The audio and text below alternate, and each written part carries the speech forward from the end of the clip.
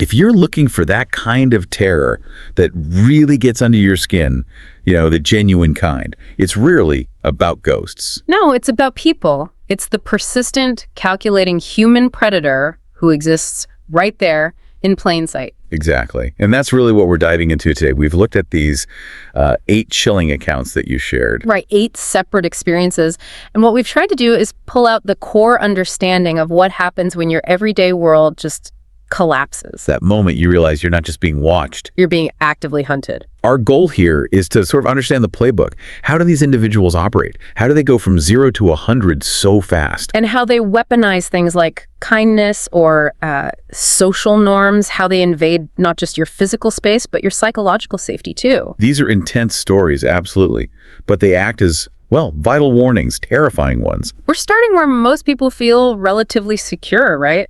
Out in public, doing everyday things. Yeah, let's call this first part the public predator, where the escalation happens right out in the open. And the Six Flags Stalker story is almost a textbook example of this boundary testing. Okay, so picture this. An 18-year-old student working alone in one of those old-timey photo shops. This was during the park's off-season, April 2018. So already kind of isolated. Right. And she keeps seeing this man walk by, staring really intently. She tries to, rationalize it. Maybe he's just shy or antisocial. Exactly.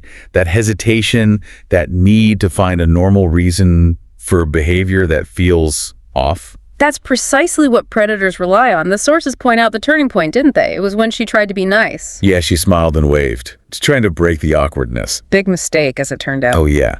He immediately walks right up to her briskly and just stares her down, then asks about prices. But not normally. No. He leans in way too close, gives this really unnerving, not normal smile, and insists on a special price for him. Dismissing the set rates, the non-negotiable ones. Totally. He was testing her, seeing if she'd bend. And when she didn't, when she held the line. The violation became much more overt, almost instantly. He comes back, leans aggressively on the chain barrier, tries to push past a family leaving. Wow. And later that day, she finds him hiding behind a game booth across the way, peeking out, just watching her. That's terrifying. Just the deliberate act of hiding to watch. The absolute peak of the fear, though, came that Friday. Park opens, and he makes a beeline straight for her shop, pacing back and forth, muttering. Building the tension. Then he lunges forward, grabs the chain barrier, eyes looking wild, and he starts whispering these vile, explicit things. About what he wanted her to do to him. Humiliating things, putting him in a dress. Just disgusting. And then the threat. I'll be waiting for you when you get out. Maybe by the employee's exit, or else... Security had to get involved, obviously. But he was hiding from uniformed officers. So they used a plainclothes officer? Yeah, pretending to be a customer, basically bait. They caught him, banned him from all Six Flags parks. But it didn't end there, did it? No. The final scare. Driving home, she sees him walking along the side of the road. Oh my God. Yeah. He was later arrested, thankfully, in another town. Indecent exposure. Public endangerment. It just shows that calculated nature, the testing, the escalation. And how easily kindness can be twisted, weaponized, if smiling invites that kind of aggression. Imagine what happens when you actively try to help someone who seems vulnerable. Which brings us straight to the laundromat veteran story, near Fort Bragg, Fayetteville. Right, known for a large homeless vet population. The victim here was a 20-year-old college student. And she felt obligated, saw an elderly Vietnam vet seemingly struggling with a washer, needed soap, maybe a quarter. Just trying to be helpful. But the red flags went up almost immediately. He changed his clothes right there into just a white undershirt, tank top style, and shorts. In public. Yeah. Sits down, starts talking, gets personal fast. She mentions her stepdad who passed away, a Korean vet. Okay. He looks her dead in the eye, says, "You could call him Daddy anytime." Yeah. And put his hat on her head. Whoa, way over the line. She tells him she's uncomfortable. He leaves, but only briefly. Waits until the other people in the laundromat are gone. Then comes back. Comes back and starts this relentless assault, really, verbally, physically. Confesses love, asks her to be his girlfriend, touches her hand. And she pushes back? She tells him she's underage. His response, "I don't care," and he can keep a secret. Just complete dismissal of her boundaries, her age, everything. Gets worse. He comments on her body, her cleavage specifically, brags about having 60 years of experience in pleasuring women. And then the final act, just Horrifying. He picks up, or maybe steals, her bright blue thong underwear from her laundry. No. Yes. He flicks his tongue like a snake, brings the underwear up to his face. She manages to snatch it back. Thank God. She runs for her car. He chases her, begging for a ride, pulling on the door handles as she's trying to speed away. That is just pure predatory entitlement. It's staggering. We see a similar kind of immediate escalation of that entitlement in the Creepshot photographer story, too. Right. This one starts in a store, a man following too close. And she hears it, right? That distinct camera shutter sound as she walks out. So she confronts him, asks if he took a photo. His reaction wasn't shame or apology. He glares, sneers, and then takes another picture right of her face, deliberately. Just pure aggression, defiance. And later, her fears are confirmed. She finds pictures of herself online on these, quote, disgusting Creepshot websites. Not her face, thankfully, but still. The violation is profound, but it didn't stop at the photos, did it? No. His pursuit was persistent. Days later, a friend sees him at a bar, recognizes him. And he'd been asking about her. By her full former name, a name she had changed, so he'd done research or knew her somehow previously. That adds another layer of chilling premeditation. The final incident described was physical. She's getting her drunk friends into a taxi. He walks up, asks to join them. Seriously. Then grabs her butt as she's getting in the car, says something in a language she didn't understand, and starts banging on the taxi window, demanding the driver let him in. Until the driver threatened to call the police. Yeah, only then did he back off. You know, what strikes me across these public encounters? The Six Flags guy, the laundromat veteran, the photographer. What's that? It's how much they rely on the victim's shock. And our social conditioning, right? We're taught not to make a scene. Right. You freeze up. You question if it's really happening. Exactly. They push the boundary, test the waters, and then jump from maybe just weird or creepy straight to aggressive violation. That sudden leap often paralyzes the victim's response. And the predator knows that. They exploit that hesitation. The public space suddenly feels incredibly isolated. Yeah, so if the public square, these everyday places, can be weaponized so easily, then the violation feels even more profound, maybe, when the intrusion happens in your own home or breaches your trust. Which leads us perfectly into our next segment, the invasion of sanctuary. Okay, the apartment intruder story. This is like a masterclass in psychological warfare, slow burn terror. It started subtly, didn't it? Like a year and a half before the main events? Yeah, she described the subtle dread. Little things out of place. Knives in the knife block put back wrong. Ornaments on a shelf turned slightly. Nothing you could definitively point to as proof someone was there. Just enough to make you anxious, question your sanity. Exactly. Crippling anxiety, she called it. Then, 2 weeks ago, things became much more concrete. Her cat starts acting weird. That specific meow that, oh my God, you will never believe what happened meow. Pets know. They do. And then she finds them. A pair of balled-up socks. Not hers, not her boyfriend's, just there. Tangible evidence someone was definitely inside. But the real escalation, the move to high alert, finding an empty lingerie store bag just sitting on the couch. Okay, and the significance of that bag. It had been in the recycling bin, which was stored on top of a closet shelf, a place the cat absolutely could not reach. So someone retrieved it, deliberately placed it out in the open. Like a calling card saying, I was here, I went through your things. Chilling. And then the final event. Coming home to find the front door unlocked. And she's meticulous, obsessive compulsive, she says, about quadruple checking that lock. So highly unlikely she left it unlocked. Highly unlikely, and worse. The sliding glass door in the back was wide open, a door her boyfriend specifically remembered watching her lock just days before. Okay, so the implication there is pretty clear. Yeah. The intruder probably has a key to the front door, but they used the sliding door this time. To avoid security cameras near the front entrance. That's the chilling theory. Suggests planning, surveillance, and the intent to return. It's terrifying, that slow erosion of safety in your own home. And speaking of eroding safety, violating trust.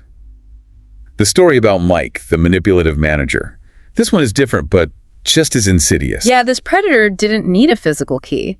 He violated psychological and emotional boundaries to get inside their lives, their relationships. So Mike was initially seen as a great guy, right? Good boss, respected manager, friend of the couple, James and the narrator. But the first hint something was off came years earlier.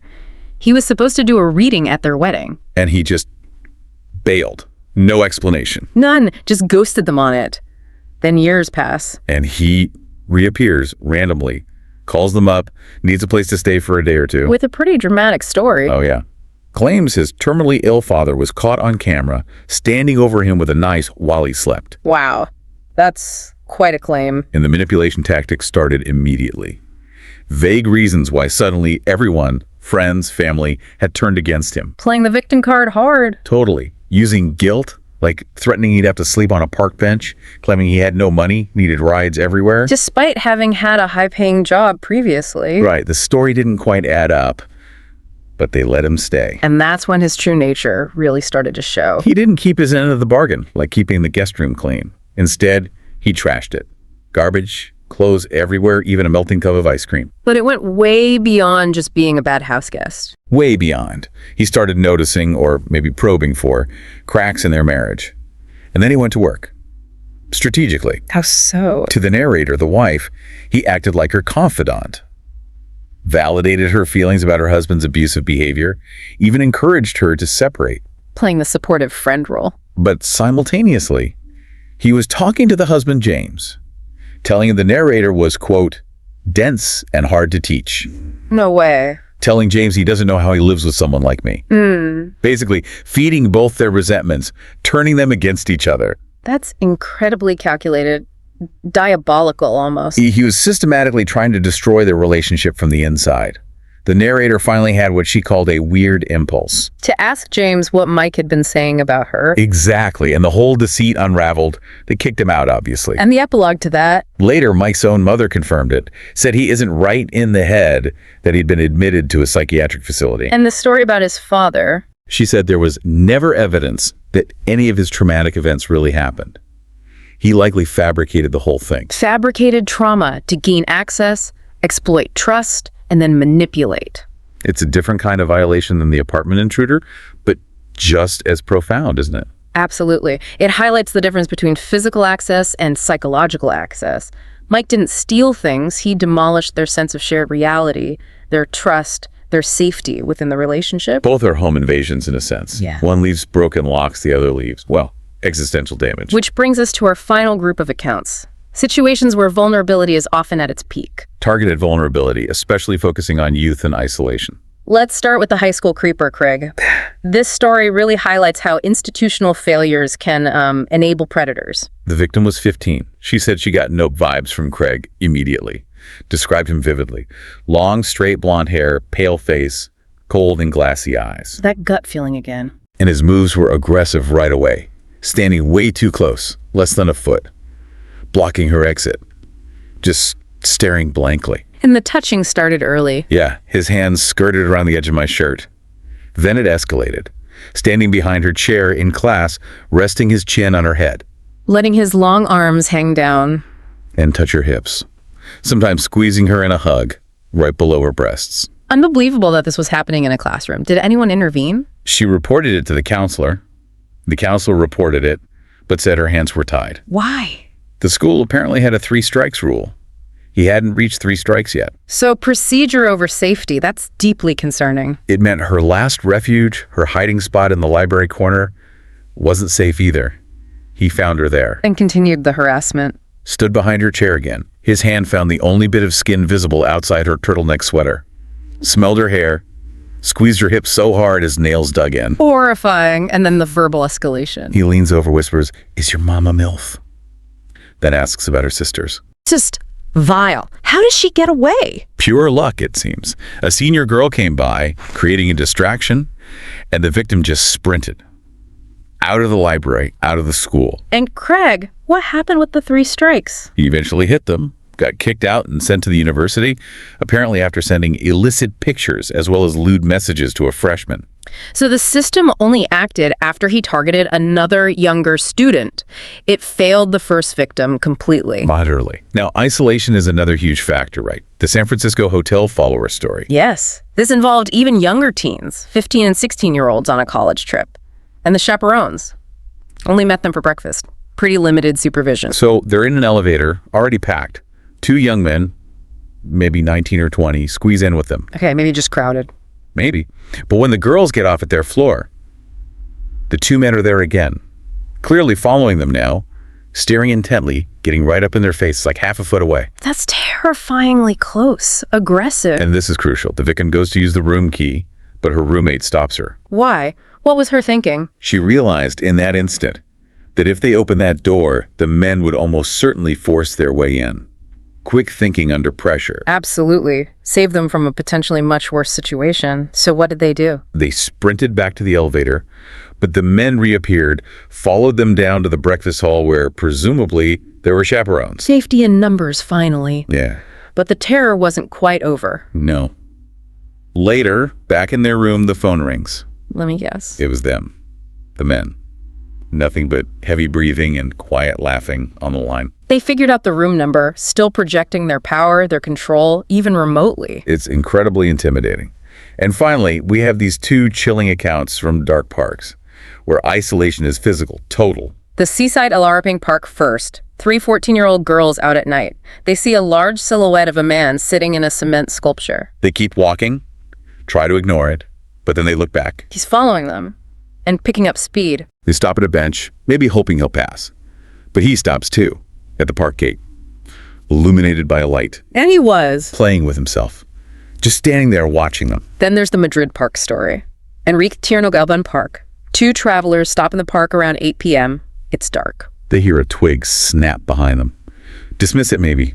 Keep going. What then? Later, one sees a head, just a head, hovering above a bush, watching them. Oh, that's nightmare fuel. Walks around the bush to see, and just catches the shadow of a huge person arm ducking behind a tree, still staring. And the final image. The Segura is frozen, caught mid-sneak about 10 meters away, his foot literally not yet planted on the ground, just frozen, staring. That frozen image is somehow even creepier than movement. Across all 8 of these stories, the consistency is, it's really striking, isn't it? It is. Predators absolutely rely on shock, on confusion, on that social conditioning that tells us not to scream or confront. They exploit that split-second hesitation.